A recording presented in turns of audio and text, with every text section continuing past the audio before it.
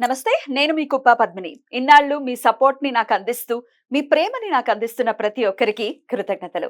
ఇప్పుడు చూడబోతున్న ఈ వీడియో కూడా ఖచ్చితంగా మీకు ఉపయోగపడుతుంది.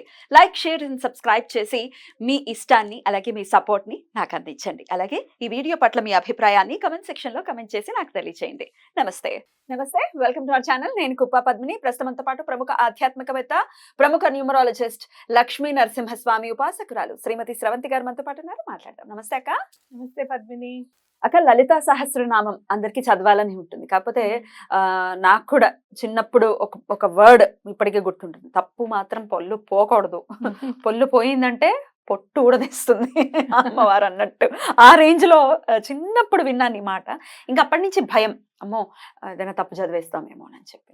సో ఇట్లా ఇంకా రకరకాల కారణాలు ఉంటాయి. నేర్చుకోకపోవటం, నోరు తిరగకపోవటం, అలవాటు లేకపోవటం, టైం లేకపోవటం, ఇట్లా.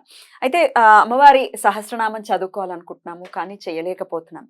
తత్తుల్యంగా ఇంకేమైనా ఉందా మరి ఆల్టర్నేటివ్ అని అడిగితే ఏదైనా ఉందా అక్క సమాధానం? తప్పకుండా ఉంది పద్మిని. అయితే ముందు శ్లోకం చదవడం నేర్చుకొని నెమ్మదిగా లలితా సహస్రం గనుక వింటూ ఉంటే అది అలవాటైపోతుంది.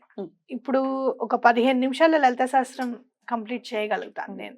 మొత్తం తొందరగా చదవగలుగుతాను. అయితే ఎప్పుడైనా కూడా నాకు నోటికి వచ్చినా సరే బుక్ లేకుండా మాత్రం చదవను. ఎందుకంటే మనం ఎప్పుడన్నా నోటితో దోషం ఏదైనా పలికితే దాన్ని కరెక్ట్ గా చూస్తాం కాబట్టి ఆ దోషం పోతుంది అని నాకు ఒక పెద్ద ఆవిడ చెప్పారనమాట. ఎప్పుడు ఎంత వచ్చిన శ్లోకాన్నైనా నీకు కంఠతః వచ్చింది ఏదైనా సరే చూడకుండా మాత్రం చదవకు. ఎవరైనా పక్క వాళ్ళు ఎవరైనా దోషంగా చదువుతున్నా కూడా అది విన్న దోషం కూడా నువ్వు చూస్తున్నావు కాబట్టి అది పోతుంది. కరెక్ట్ గా మైండ్ రిజిస్టర్ చేసుకుంటుంది కదా. కాబట్టి చూసే చదువు అని చెప్పడం, నేను ఏదైనా కూడా చూసే చదవడం అనేది నేర్చుకున్నాను.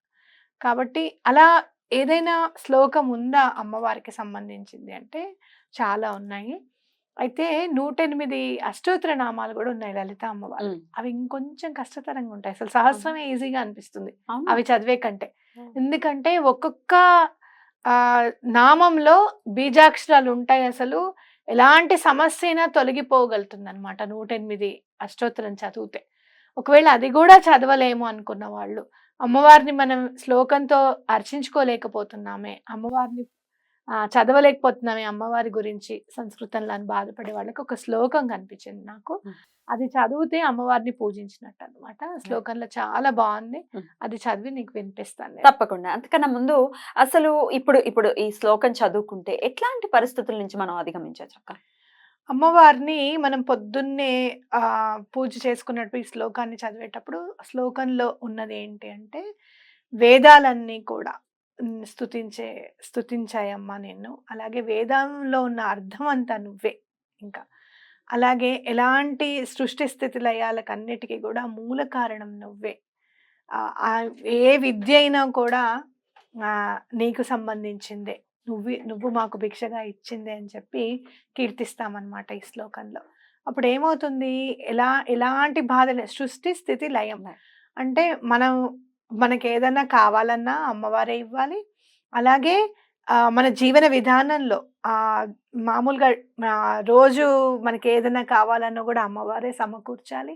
అది విద్య కానివ్వు, డబ్బు కానివ్వు, లేకపోతే ఆలోచన కానివ్వు, చేసే పని కానివ్వు, ఏవైనా కూడా నీ ద్వారానే మాకు వచ్చేస్తుందమ్మా అని చెప్పి దండం పెట్టుకోవడం అనమాట. కాబట్టి ఎలాంటి సమస్యలకైనా కూడా పరిష్కారం చూపించే తల్లివి అమ్మా నువ్వు అని చెప్పి 2 చేతులు ఎత్తి దండం పెడుతున్నాం. కాబట్టి ఎలాంటి సమస్యకైనా కూడా పరిష్కారం సత్వరమే మనకి అమ్మవారు ప్రసాదిస్తుంది అని నమ్మకంతో చదువుకోవాలన్నమాట ఈ శ్లోకాన్ని. రైట్, అద్భుతం. పొద్దున్నే ప్రతినిత్యం చదువుకోవచ్చు. పొద్దున్నే ప్రతినిత్యం మీరు దీపం పెట్టేసిన తర్వాత గణపతిని పూజించాక అమ్మవారిని చక్కగా ఈ శ్లోకంతో పూజిస్తే చదివి అమ్మవారికి చక్కగా పువ్వులు అవి పెట్టుకోవచ్చు. ఇంకా ఎలా ఉంటుందంటే శ్లోకం ఇంత పెద్ద అర్థంలో కూడా చాలా చిన్నగా ఉంటుంది. మనకి పోతన గారు రాశారు చూడు, అమ్మన గన్నయ్యమ్మ ముగ్గురమ్మల మూలపుటమ్మ చాలా పెద్దమ్మ.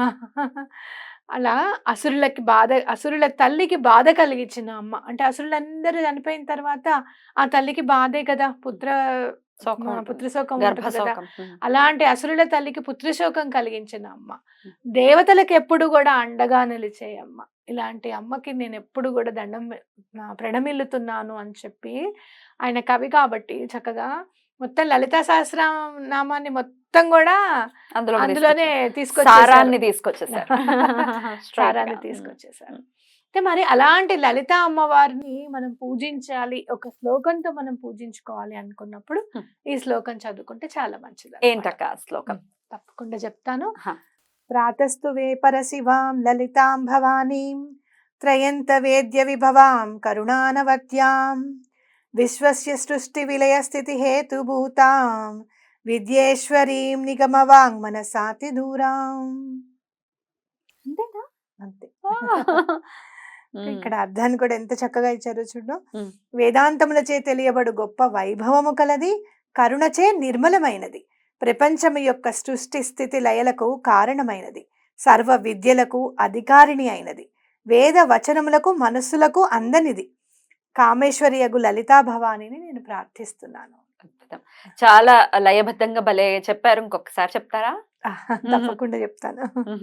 ప్రాతస్తు వే పరశివాం లలితాం భవానీం త్రయంత వేద్య విభవాం కరుణానవత్యాం విశ్వస్య సృష్టి విలయ స్థితి హేతుభూతాం విద్యేశ్వరీం నిగమవాంగ్ మనసాతి దూరాం.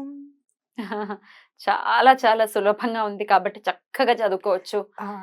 ఇంకా ఆ లోటు కూడా ఉండదు, అయ్యో చదవలేకపోతున్నాం. కొంతమందికి లలిత వచ్చినప్పటికీ సమయం సరిపోవట్లేదు, ఆ పనులు ఈ పనులు ఆఫీసులు గజిబిజి లైఫ్, ఇది చక్కగా చదువుకోవచ్చు.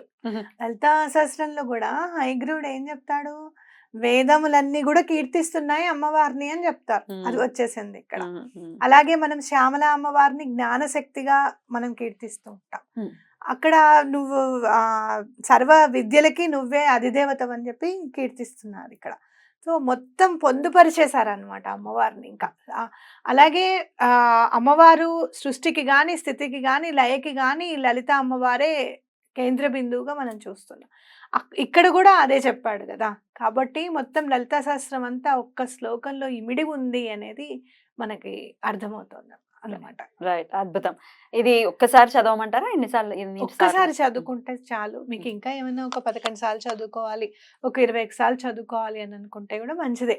ఏదైనా పని అవ్వడానికి ఎవరో మనకి రెమెడీ చెప్పక్కర్లా, మనంతట మనకి. ఇప్పుడు చూడు, ఆ రోజు నేను 108 దీపాలు పెట్టాను అని చెప్పి దండం పెట్టుకున్న తర్వాత నాకు వర్క్ అయింది, నేను చెప్పాను, మళ్ళీ ఇంకొకళ్ళకి పని అయింది. అట్లా మనకి స్ఫురణకి కలిగించేది భగవంతుడికి చేస్తే చాలా ఇంకా చాలా మంచిది. అలా మీకేమన్నా 21 సార్లు చదువుకుందాం, లేదు ఇలా చదువుతున్నప్పుడు 21 దీపాలు పెట్టి వెలిగించి అమ్మవారికి చెప్దాం, 11 దీపాలు వెలిగించి చెప్దాం, అమ్మవారికి విన్నవించుకుందాం, అలాంటివన్నీ కూడా మనం చేసుకోవచ్చు, మన ఇష్టం ఇక. అద్భుతం అక్క, చాలా చక్కగా, చాలా అంటే సులభంగా ఉంది. డెఫినెట్ గా ఇది నేర్చుకోవచ్చు, చాలా ఈజీగానే నేర్చుకోవచ్చు. జస్ట్ ఒక 4 లైన్లు ఉంది కాబట్టి చక్కగా లలితమ్మని ఈ విధంగా ప్రసన్నం చేసుకుని, ఇంకా అమ్మవారికి మించినటువంటి దైవం ఇంకొకరు ఎవరుంటారు? లలితాదేవి ఆది పరాశక్తి, ఇంకా అమ్మని మించిన తల్లి ఇంకొకరు లేరు. చాలా అద్భుతంగా మాకు నేర్పించారు. చాలా చాలా కృతజ్ఞతలు అక్క. Thank you so very much. నమస్తే.